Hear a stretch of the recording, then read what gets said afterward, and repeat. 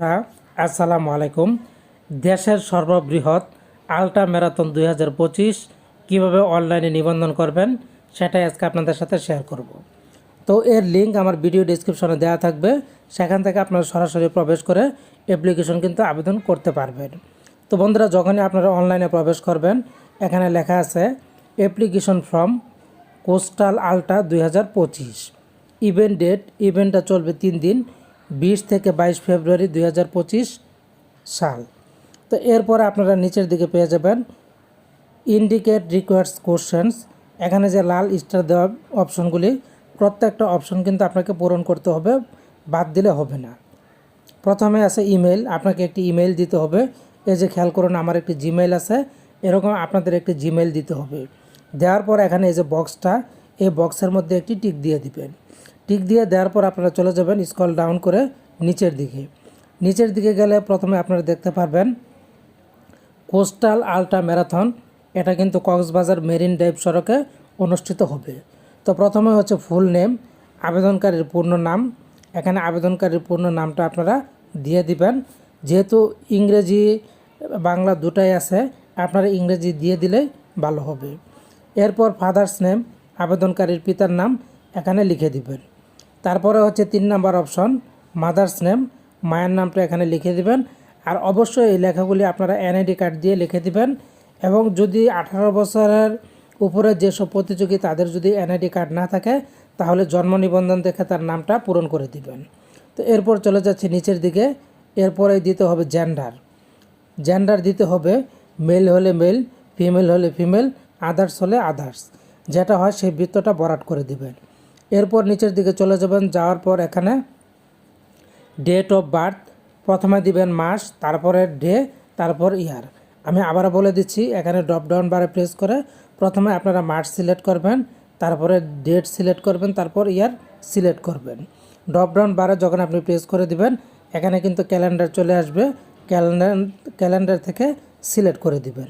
তো এরপর আমরা চলে যাচ্ছি নিচের দিকে। তারপরে হচ্ছে ন্যাশনালিটি। ন্যাশনালিটি অবশ্যই বাংলাদেশি, এখান থেকে আপনারা বাংলাদেশি লিখে দিবেন। এরপর হচ্ছে ফোন নাম্বার, অবশ্যই একটি সচল মোবাইল নাম্বার এখানে দিয়ে দিবেন, যাতে আপনার সাথে যোগাযোগ করতে পারে। ইমেল অ্যাড্রেস, এখানে একটি ইমেল অ্যাড্রেস দিবেন। উপরে যে ইমেল অ্যাড্রেসটা দেখিয়েছিলাম সেই ইমেল অ্যাড্রেসটা এখানে দিয়ে দিবেন। দেওয়ার পর নিচের দিকে চলে যাবেন। নিচের দিকে যাওয়ার পর এখানে দেখতে পারবেন সোশ্যাল মিডিয়া প্রোফাইল লিঙ্ক। আপনি সামাজিক যোগাযোগ মাধ্যমে যেগুলো ব্যবহার করেন, এর মধ্যে ফেসবুক থাকতে পারে, ইনস্টাগ্রাম ইত্যাদি, এগুলোর প্রোফাইলের কিন্তু লিঙ্কটা এখানে দিয়ে দিবেন। ফেসবুক, ইনস্টাগ্রাম দুইটা থাকলে দুইটারই লিঙ্ক দিবেন। হোয়াটসঅ্যাপ, মেসেঞ্জার থাকলে এগুলির লিঙ্ক দিয়ে দিবেন। এরপরে নিচে যে অপশন সেটা হচ্ছে national ID card or passport number, জাতীয় পরিচয়পত্র অথবা বৈধ পাসপোর্ট নাম্বার এখানে কিন্তু দিতে হবে। তো এরপর আমরা চলে যাব নিচের দিকে। এরপরের অপশনটা হচ্ছে please upload copy full NID or বেল পাসপোর্ট। অবশ্যই এখানে আপনার পাসপোর্ট অথবা আপনার এনআইডি কার্ডের কপিটা কিন্তু এখানে পিডিএফ আকারে অ্যাড ফাইল হিসাবে অ্যাড ফাইলে প্রেস করলে তারপরে আপলোড করে দিতে হবে। আর অবশ্যই এটা ম্যাক্সিমাম হবে 10 এমবি। 10 এমবির বেশি হলে কিন্তু নিবে না। এরপরে বলেছে প্লিজ আপলোড ফটো।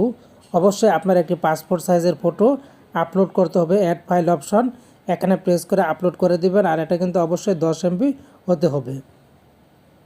এরপর রেসিডেন্টাল অ্যাড্রেস। রেসিডেন্টাল অ্যাড্রেসের মধ্যে বাসস্থানের ঠিকানা, আপনি যেখানে বাস করেন সেখানে গ্রাম, রাস্তার নাম, পোস্ট অফিস, থানা এবং জেলার নামটা দিয়ে দিবেন। এরপরে হচ্ছে ইমার্জেন্সি কন্ট্যাক্ট ইনফরমেশন, জরুরি যোগাযোগের তথ্য। এখানে আপনি একজন অভিভাবক অথবা পরিচিত ব্যক্তির নাম দিবেন, তার নাম দিবেন, তার সাথে আপনার সম্পর্ককে দিবেন এবং তার মোবাইল নাম্বারটা এখানে দিয়ে দিবেন। দিয়ে দেওয়ার পর এবার হচ্ছে পরের অপশন ব্লাড গ্রুপ। এখানে যেই ব্লাড গ্রুপ আপনার, সেই ব্লাড গ্রুপের বৃত্তটা ভরাট করে দিবেন, যেটা আছে সেটা দিয়ে ভরাট করে দিবেন। এরপর নিচে চলে যাবেন। নিচে যাওয়ার পর এখানে do you have any medical conditions or allergies we should be aware of.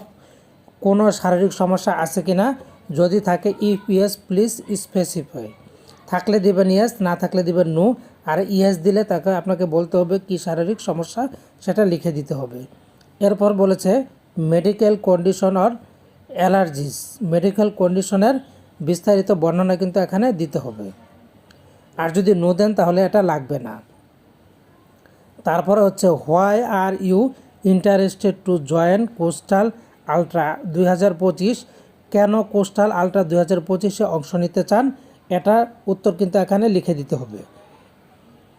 আর সবগুলি আপনারা ইংরেজিতেই লিখে দিবেন। এরপর হচ্ছে ইউর প্রিফার্ড ক্যাটাগরি, আপনার পছন্দের ক্যাটাগরি কোনটি, ফার্স্ট প্রিফারেন্স প্রথম পছন্দ, আপনি কোন ক্যাটাগরিতে দিতে চান, 200 কিলোমিটার, 100 মাইল, 100 কিলোমিটার, 50 কিলোমিটার, এখান থেকে সিলেক্ট করে দিবেন। এরপর বলেছে সেকেন্ড প্রিফারেন্স, দ্বিতীয় পছন্দ কোনটি, ঐচ্ছিক, এটা দিলেও চলবে না দিলেও চলবে। তারপরে আপনারা দিতে পারেন 200 কিলোমিটার, 100 মাইল, 100 কিলোমিটার বা 50 কিলোমিটার। এরপরে নিচে যে অপশনটা আছে এখানে আপনারা দিবেন activity tracker profile link. Activity tracker profile link হচ্ছে please ensure your profile private is public for data verification. অনুগ্রহপূর্বক তথ্য যাচাইয়ের জন্য প্রোফাইল সেটিং পাবলিক করে রাখুন। আপনাকে বলেছে আপনি যে সামাজিক যোগাযোগ মাধ্যমের প্রোফাইল লিঙ্কটা উপরে দিচ্ছেন সেটাকে পাবলিক করে রাখতে বলেছে, কারণ তারা এটা ভেরিফাই করবে। এরপরে হচ্ছে অপশন রান মাইলেজ, দৌড়ের মাইলেজ। দৌড়ের মাইলেজের মধ্যে হচ্ছে as per activity tracker previous 6 month, বিগত 6 মাসের বর্ণনাটা আপনাকে এখানে দিতে হবে। এরপর হচ্ছে প্রিভিয়াস 12 মান্থ, বিগত 12 মাসের দৌড়ের বর্ণনা এখানে দিতে হবে। এরপর হচ্ছে have you participate in any ultra running events this year, আপনি এই বছর কোনো আলট্রা রানিং ইভেন্টে অংশ নিয়েছেন, যদি অংশ নিয়ে থাকেন তাহলে ইয়েস দিবেন, না নিলে নো দিবেন। এরপরে নিচের দিকে অপশন সেটা হচ্ছে if yes please provide details or you provide race name of events distance complete time with period mention in eligibility criteria. অংশ নিয়ে থাকলে বিস্তারিত তথ্য দিন, ইভেন্টের নাম, ইভেন্টের তারিখ, অতিক্রান্ত দূরত্ব, অতিক্রান্ত সময়। এখানে যদি নো দিয়ে থাকেন তাহলে আর এটা দিতে হবে না, আর যদি ইয়েস দেন তাহলে অবশ্যই দিতে হবে।